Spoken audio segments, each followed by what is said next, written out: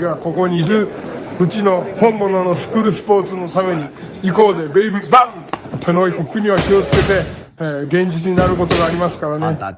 Alright, so we're going to continue the long tradition here on True School Sports of covering Japanese boxing. True School Sports, the number one source for Japanese boxing in America. And I'm so happy to finally get to talking about this fight because I didn't get a chance to talk about this fight when it got made. But it happened yesterday. You know, boxing in Saudi Arabia wasn't the only thing that happened because we had a really interesting fight in the featherweight division. And it featured a fighter that's very well known in Japan, Nery. You know, he obviously had the two fights against Shinsuke Yamanaka. And then he also had the fight against Naoya Inoue. So he's known in Japan very, very well. And he was taking on another fighter who's kind of known in Japan. He's known in Japan more for his mouth than his actual ability, but he's part of a very famous fighting family in Japan. You had Kyonosuke Kameda.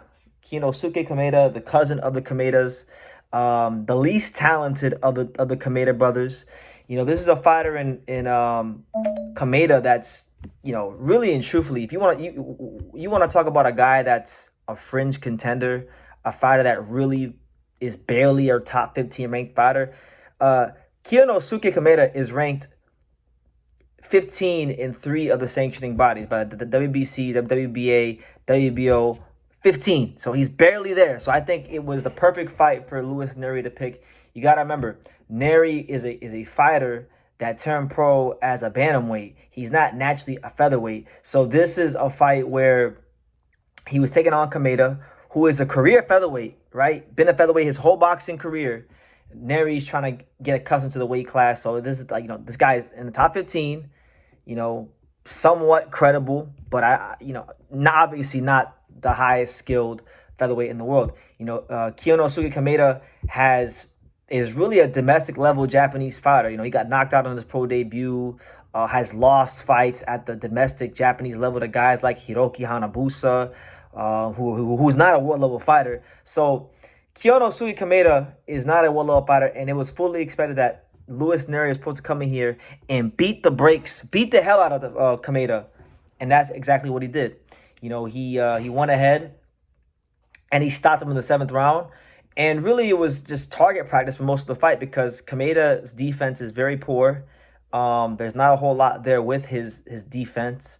But he does try to be aggressive. But the thing is, when you try to be aggressive with a guy like Nery, and you're Kyonosuke Kameda, it's not going to work out for you because Nery is a very he punches from weird angles. So a lot of times he'll hit you with punches you don't see, and he'll push you back. And that's what he was doing to Kameda for most of this fight, pushing him back into the corner, placing hard, aggressive, intelligently placed shots to the body, to his body, and just slowly but surely throughout the rounds, methodically breaking him down. So it all culminated in the 7th round when Kyonosuke Kameda, who, you know, he's crazy. He's a crazy guy. This guy's, you know, he tried to smack Nery at the weigh-ins. He's tackled opponents on fight night in the ring before. He's known a lot for his antics in his mouth. He was talking a lot of trash to Naoya Inoue when the Sam Goodman fight fell through.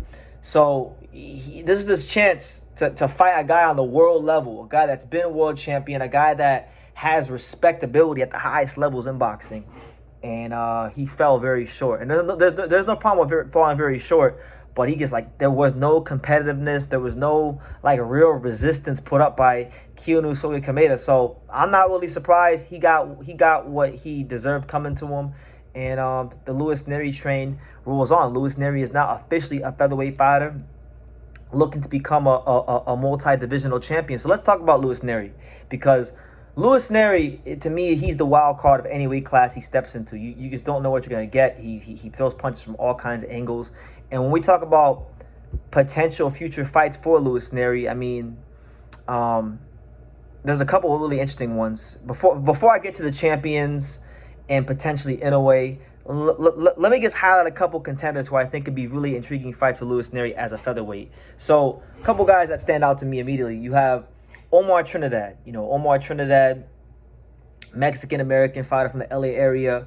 A very aggressive fighter. I would say like Omar Trinidad's kind of like a Kyonosuke Kameda caliber fighter in America. I would say he's a better fighter than Kameda, but he kind of does have some of those same weaknesses, and you know he just hasn't lost yet. But I kind of see them very similar. Good fighter, hardworking fighter, aggressive, TV friendly. I think him and Louis Nery would be a great fight in LA. You know, Nery had that fight in LA with Azar Hovanesian, which was really fun about 2 years ago. So that fight makes a lot of sense. And if Kameda's trying to push upwards towards a world title, you know, Trinidad is a guy that's highly ranked in the IBF and things like that, and a couple other sanctioning bodies.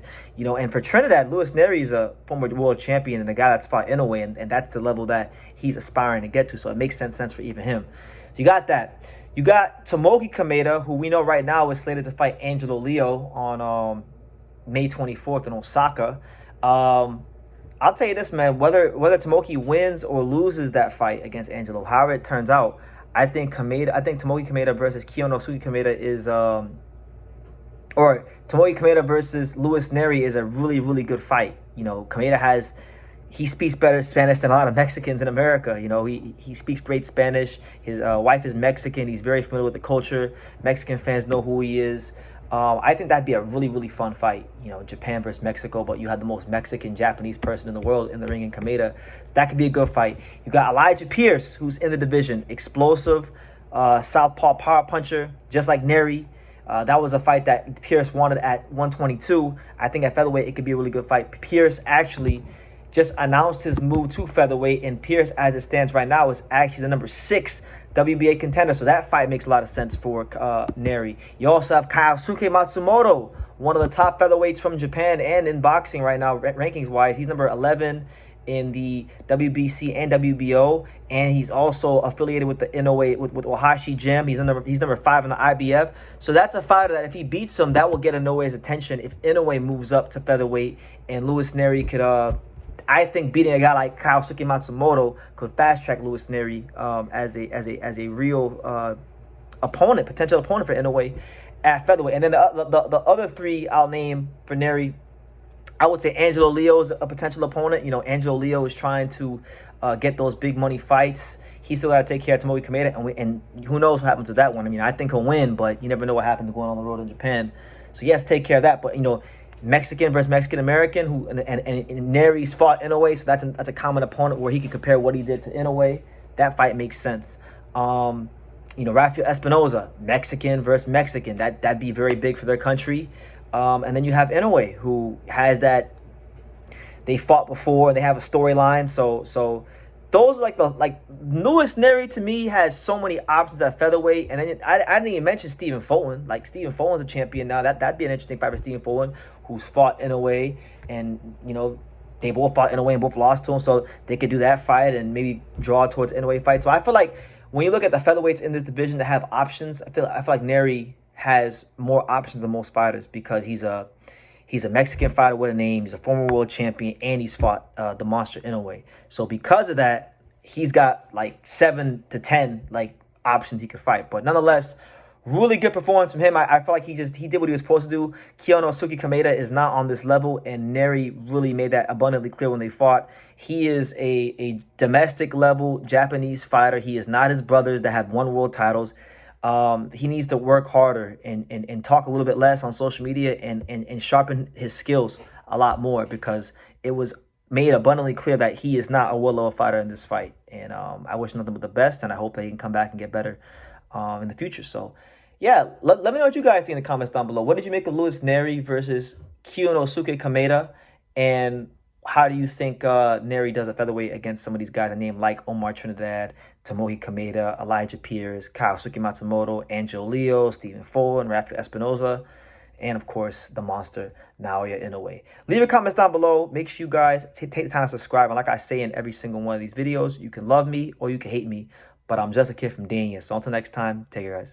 Thank you for watching another video on the untouchable True School Sports Empire. For more great boxing content just like this, make sure you guys click right over here. Keep watching my boy BT put on the best interviews out here.